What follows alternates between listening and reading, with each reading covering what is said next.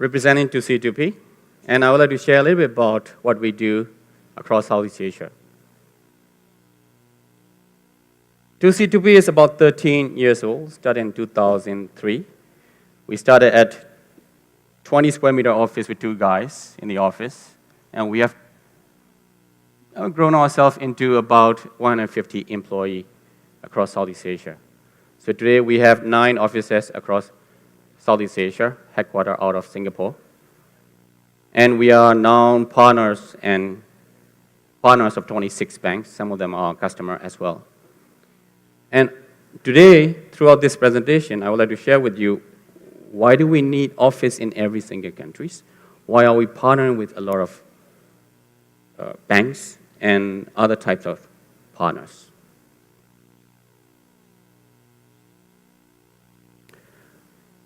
Most of the time when I get asked that I am in payment business, in the morning I got somebody from attendees asking me which industry am I from. So I said, we do payment processing.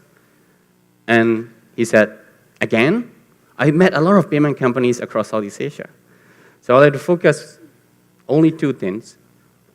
We provide payment processing service for global company, every companies around the world, to accept payment from their Southeast Asia customer. That's their first focus of our company. Second focus is we help Southeast Asia companies accept payment around the world.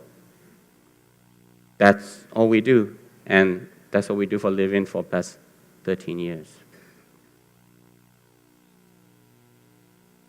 Most of the speaker has discussed about this topic extensively in the morning, and I'm sure that more will talk about this tomorrow. Last year was very, very important year. Everybody thinks that e-commerce is now here, and this is now growing rapidly. 2016, we have seen a lot of acquisition. Alibaba is one of them. However, if we compare that with other parts of the world, Europe, US, China, we are still at the very early stage. Our e-commerce volume compared to total sales for the country or for the region, e-commerce volume in Southeast Asia or each and every country is below 0.5%, except Singapore right now reaching to about 5%. But we are still catching up with a few other regions. And analysts predict that there will be about $80 billion market opportunity throughout Southeast Asia. And we all agree that, and therefore, here we are talking about e-commerce and talking about growing online channels. But there are 3 key issues everyone addressed. I was listening to the gentleman from Lazada and surprised to know that only 30% of their items sold are paid through a payment channels. 70% is still cash on delivery. We have a lot of work to be done. There are 3 key issues on the screen. Payment is obviously one of them, and that's the industry I'm in, and I would like to tell you what we are doing, try to solve this payment issue throughout Southeast Asia. Second one is logistics. Tomorrow, a lot more speakers will be talking about how they are fixing logistic problem.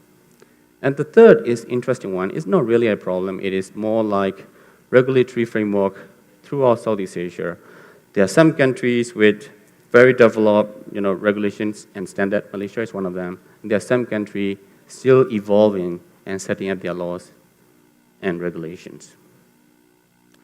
Okay, let's talk about payment. If you look at the cards, credit card or debit card penetration throughout Southeast Asia, Singapore is the only outlier. Singapore has a very strong penetration, and other cards, other parts of the region, like Malaysia included, Thailand, Indonesia, is very low penetrated in card volume. And every payment companies around the region will talk about all these buzzwords. This is one of the slides from my sales team saying that, okay, we accept all the payment card brands around the world, Visa, MasterCard, all the way to Diners. We have a real-time fraud monitoring. We have the tokenization. We have this, we have that, PCI DSS, 3D secure. They were throwing all the jargons at their potential customers. But this is not really how to really add value to the merchant. This is not really how to add the value to this payment ecosystem. Because landscape is changing, regulatory environment is changing. So what we do is, on top of what this on the screen, we do 3 additional steps. That is one of the reasons we set up office across Southeast Asia. They are, we try to process transitions locally as much as possible. Why do we do that? A Malaysian cardholder buying from a Malaysian merchant ID will be much easier for the card issuing bank to approve and process than a cross-border transaction. So this way, all these transactions will have an improved approval rate and also conversion rate. That's the first step. Second one, local laws maker and central bank have realized that to improve the e-commerce, they need to come up with policy and procedure so that transition costs can be reduced. If you look at Europe or Australia, transition costs for doing business or charging a card is below 1%. In Southeast Asia, we are still above 2%. Every market is charging above 2%. Very recently, Central Bank of Malaysia came up with a process so that the cost of transition will be only 1%. This is just the beginning. Every single market across Southeast Asia, Thailand included, Indonesia is coming up soon, is coming up with the local switching option or local switching regulation so that every local transition will be processed locally without going through networks outside of the country. It makes sense a little bit. Imagine a cardholder from Malaysia bank buying a product from a Malaysian merchant needs to route through all the way to US and come back. That really doesn't make sense. And that's why central bank is doing this. By doing so, it will reduce the transaction cost and it will also lower foreign exchange exposure. So that's the reason we set up offices across every Southeast Asia country and process locally. That's the second part. The third part is much more interesting. If you're processing using a global payment processor, what you don't get is you don't get the local flavor. Let's say if you're in Malaysia and if you want to partner with Maybank to promote together, if you want to partner with Maybank to do the installment payment plan to promote for Maybank cardholder, that's not really possible because it is cross-border. So by processing locally, you can promote together with the largest bank in the country and then offer installment payment plan so that you can push out your product much better. So this is the third advantage by processing locally. Proof? A company like Apple definitely have their own payment processing capability. They know how to charge a card very well. But when they start offering local payment options, the conversion rate increases. They can start offering payment options such as like installment payment plan. In this diagram, you will see that after cardholder entered their card number, they detected that this cardholder is from Thailand, from their partner bank, and therefore, installment payment option can be displayed to the cardholder, and then this cardholder can enjoy 0% installment payment option or discounted installment payment option every time they purchase a product. That's improved conversion, that increased ticket size. That's what all these e-commerce merchants want. That's not it, because as we mentioned earlier, the penetration is only 30% of the population. What about cash or cash equivalent? Every time we talk about cash or cash equivalent, people think that this is only for emerging market. This is only for third world country, or this is only for Southeast Asia. Let me take you through. Let me show you. By the way, is there anyone from Netherlands in the crowd today? Thank you.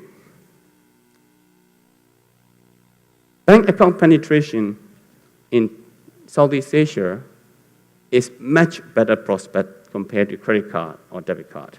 So in a country like Singapore, Thailand, and Malaysia, card penetration is pretty high, close to 80%. In other countries, it's coming along. There are 4 types of cash or cash equivalent payment methods we can accept, or e-commerce merchant can accept. If someone wants to sell products to Southeast Asia, this is the most important option. Without this, you cannot really reach to the population. So there are 4 categories. Different countries will have a different flavor, but there are 4 key categories. The first one, cash over the counter, old traditional. You go and give cash to someone, and then transaction take place. Second one, ATM or like kiosk. You go and use a kiosk or ATM to complete your transaction. Third is called internet banking or net banking. And the fourth is iBanking or M-banking. I'll not take you through one by one, but I'll give you one example. And I will refer to our friend from the Netherlands in the audience. Do you know this logo? In Netherlands, there are 12 million people. About 10 million people are internet connected. And out of that, 50%, more than 50% of internet connected users use this payment methods over credit card. Do you own a credit card, sir? He has a credit card. But if he is at home, if he is buying a product from his Netherlands merchant or Dutch merchant, he will probably use more this payment option called Ideal than credit card. For him, credit card is to buy somewhere else where Ideal is not accepted. Yes? So even in a very developed country where card penetration is nearly 100%, still have alternative payment options and is thriving. In fact, it is the payment option of Netherlands, not credit card. He will use credit card to buy elsewhere because Ideal is not accepted. If you look at it, credit card is only 20% of alternative payment option in Netherlands. Do we have one in Southeast Asia? Yes, we do. In Malaysia, we have something called FPX, so which is very comparable to Ideal. So, of course, stage of development is still a little bit behind Ideal. Ideal started in 2006, and in 2015, there are 200 million Ideal customers. Don't forget, there are only 10 million people using this. Process 200 million transactions last year. On average, they are talking about they are making 20 transactions per each and every individual. That's astonishing. So in Southeast Asia, in Malaysia government recently set up something called FPX by MindClear, initiated from central bank. And each and every country have their own payment option comparable to Ideal, but not at the position of Ideal yet. But it seems like we are on our way forward there. Yes, card penetration will be there, but these options are here to stay. Indonesia, if you want to do business in Indonesia, BCA ClickPay and mandatory ClickPay is required in addition to credit card. In Thailand, acceptance payment from all these 4 banks I mentioned on the screen is required. It's not optional, it's required to be in Thailand. Singapore, NETS, okay, not required because in Singapore, card penetration is there. The behavior of usage of NETS is not there, but I would like Rush to explain after this because he will be the speaker next. And in Myanmar, MPU is required to do business. Let me give you a Myanmar. In Myanmar, they opened up the country about 3 years ago, and there are about 10,000 Visa and MasterCards issued in Myanmar at the population of 55 million people. For MPU card, we now have 2.5 million MPU card. It's growing rapidly. The local payment option is obviously important. In the Philippines, BankNet, obviously. So what we do is for the past 4 years, we have been going around each and every Southeast Asia country, set up the company, establishing relationship, and now we have over 320,000 locations to accept payment. And even a company like this one embrace this alternative payment. In Thailand, if you're buying an Apple product, they will also give you an option to pay at a convenience store, to pay at an ATM, to pay at a post office. To recap, in the card acceptance, just don't look at the buzzword and all the security protocol and all that. Everyone has it. Look at beyond what industry has. Look at transition to improve your conversion rate, making sure your transaction cost is cheaper and safer, and you can target the market together with your issuing bank, the largest one in the issuing bank, if you process locally. In the alternative payment method, by using alternative payment method, you're widening the option. You can reach everyone in the country, not only top of the pyramid, and it has no chargeback. One of the reasons iDEAL is very successful in Netherlands is because no chargeback. And customers really feel like home if they are using iDEAL. For example, if our friends here has iDEAL logo on Southeast Asian website, he will not enter his card number anymore. He will click on the logo of iDEAL because he trusts it, because it will take him to his bank to transact. With that, I thank you, and I'm available at aung@2c2p.com.